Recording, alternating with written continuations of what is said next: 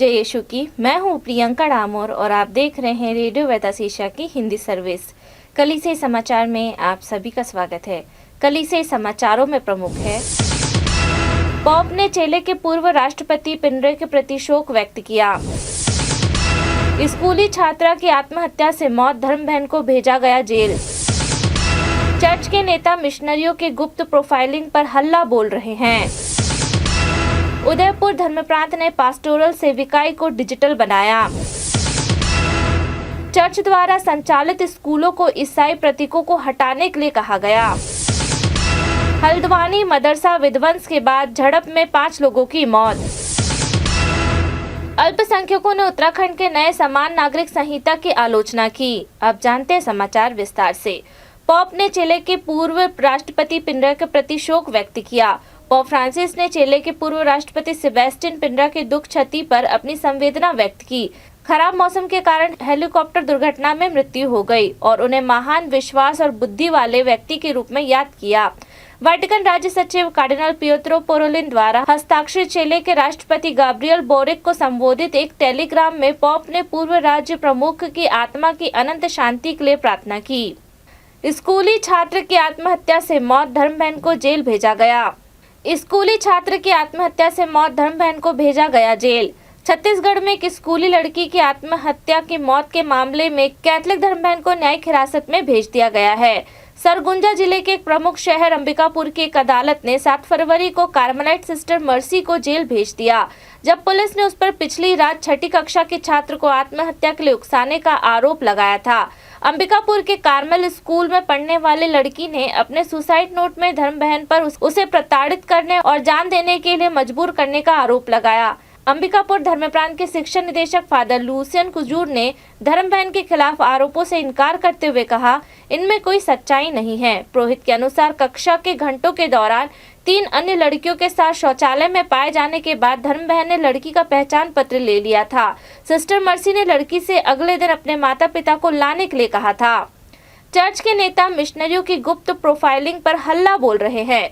Church के नेताओं ने मध्य प्रदेश में ईसाई मिशनरियों को गुप्त रूप से प्रोफाइल करने के हिंदू समर्थक राज्य सरकार के प्रयास पर अपनी कड़ी अस्वीकृति व्यक्त की है। मध्य प्रदेश राज्य के जबलपुर के बिशप जेराल अल्मेड़ा ने कहा, हमारे कुछ संस्थानों को वास्तव में स्थानीय पुलिस से एक प्रश्नावली मिली है, लेकिन हमें अभी तक जवाब नहीं मिला है। पुलिस ईसाई समुदाय के बीच प्रश्नावली प्रसारित कर राज्य में काम कर रहे मिशनरियों, उनके द्वारा संचालित संस्थानों और उनके फंडिंग स्रोतों का विवरण मांग रही है। मुझे नहीं पता ईसाइयों को अलग करके इस तरह के विवरण क्यों एकत्र किए जाते हैं।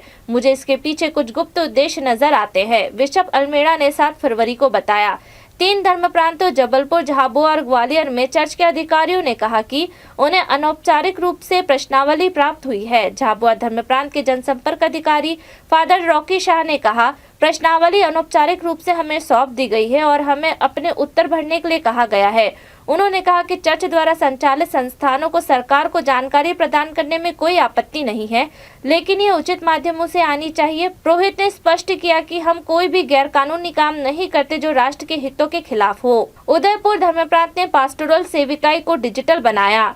कैथलिक समुदाय के भीतर तकनीकी एकीकरण के एक उल्लेखनीय प्रदर्शन में राजस्थान के उदयपुर धर्म प्रांत के 60 पुरोहितों ने उत्साहपूर्वक कैथलिक कनेक्ट ऐप को अपनाया है। भारतीय कैथलिक बिशप सम्मेलन CBCI ने वैश्विक कैथलिक समुदाय के भीतर संबंधों को मजबूत करने के साथ साथ कई आवश्यक सेवा भी प्रदान करने के लिए ऐप लॉन्च किया। कैथलिक कनेक्ट ऐप, जिसने अपने उपयोगकर्ता अनुकूल इंटरफेस और व्यापक सुविधा के लिए व्यापक प्रशंसा प्राप्त की है, विश्वासियों के लिए एक मूल्यवान उपकरण के रूप में कार्य करता है। ऐसी सेवा प्रदान करता है जो उनकी आध्यात्मिक यात्रा और कलीसिया के साथ संबंध को बढ़ाती है। चर्च द्वारा संचालित स्कूलों को ईसाई प्रतीकों को हटाने के लिए कहा गया। एक हिंदू समूह ने असम राज्य में ईसाई स्कूलों को धार्मिक पोशाक और कसाक सहित सभी ईसाई प्रतीकों को हटाने का अल्टीमेटम दिया है। हिंदू संगठन कुटुंबा सुरक्षा परिषद के अध्यक्ष सत्य रंजत बोरा ने कहा कि इस कदम का उद्देश्य ईसाई मिशनरियों को धर्मांतरण गतिविधियों के लिए स्कूलों का उपयोग करने से रोकना है। ईसाई मिशनरियां स्कूल और शैक्षणिक संस्थानों को धार्मिक संस्थानों में परिवर्तित कर रही हैं। हम इसकी अनुमति नहीं देंगे। उन्होंने 7 फरवरी को गुवाहाटी के एक संवाददाता सम्मेलन में कहा, समूह चाहता है कि यीशु और मरियम की मूर्तियां या तस्वीरों को हटा दिया जाए और उसने ईसाई स्कूलों को इसका पालन करने के लिए 15 दिन की समय सीमा तय की है। ऐसा न करने पर उन्होंने गंभीर परिणाम भुगतने की चेतावनी दी है। बोरा ने कहा कि वे यह भी चाहते हैं कि ईसाई स्कूलों में सेवारत पुरोहित, धर्म बहनें और धर्म भाई स्कूल परिसरों में धार्मिक पोशाक पहनना और धार्मिक आदतें बंद करें। उन्होंने उन पर ऐसे ईसाई प्रतीकों के प्रदर्शन के माध्यम से स्कूलों में ईसाई धर्म को बढ़ावा देने का आरोप लगाया। गुवाहाटी के आर्चबिशप जॉन मुलिचिरा ने कहा कि सभी आरोप निराधार है। हल्द्वानी मदरसा विध्वंस के बाद झड़प में 5 लोगों की मौत। अधिकारियों ने शुक्रवार को कहा कि हल्द्वानी में एक मदरसे में तोड़फोड़ के बाद भड़की धार्मिक झड़पों में 5 लोगों की मौत हो गई और दर्जनों अन्य घायल हो गए। यह इस्लामी संरचनाओं को निशाना बनाकर की गई तोड़फोड़ की ताज़ा घटना है। 1 दशक पहले प्रधानमंत्री नरेंद्र मोदी की सत्ता संभालने के बाद से हिंदू राष्ट्रवादी समूह को मुस्लिम धार्मिक संरचनाओं के खिलाफ अपने अभियान में साहस मिला दिया। हल्द्वानी उत्तराखंड में अधिकारियों ने गुरुवार को इस्लामिक स्कूल और निकटवर्ती प्रार्थना स्थल पर बुलडोजर चला दिया, यह दावा करते हुए कि उन्हें बिना अनुमति के बनाया गया था। पुलिस ने कहा है कि इसके बाद हुए विरोध प्रदर्शन में मुस्लिम प्रदर्शनकारियों ने उन पर पत्थर फेंके, जिसके जवाब में उन्हें आंसू गैस छोड़नी पड़ी। स्थानीय अधिकारी वंदना सिंह ने बताया कि हल्द्वानी जिले की झड़पों में 5 लोग मारे गए। अल्पसंख्यकों ने उत्तराखंड के नए समान नागरिक संहिता की आलोचना की। ईसाई और मुस्लिम नेताओं ने उत्तराखंड में हिंदू समर्थन सरकार द्वारा ध्रुवीकरण और विवादास्पद समान नागरिक संहिता पारित करने को अस्वीकार कर दिया है।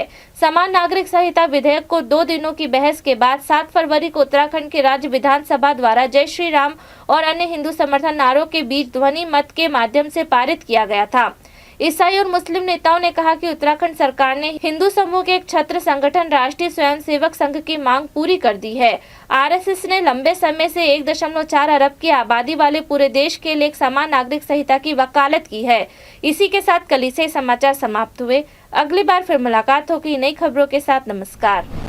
रेडियो वेरितास एशिया आपके लिए लेकर आए हैं RBA mobile app. RBA mobile app पर हमारे विभिन्न प्रकार के कार्यक्रमों का लाभ लें, हमसे जुड़े और एशियाई ईसाईयत की आवाज का हिस्सा बने। आज ही ऐप स्टोर एवं प्ले स्टोर से आरबीए मोबाइल ऐप डाउनलोड करें।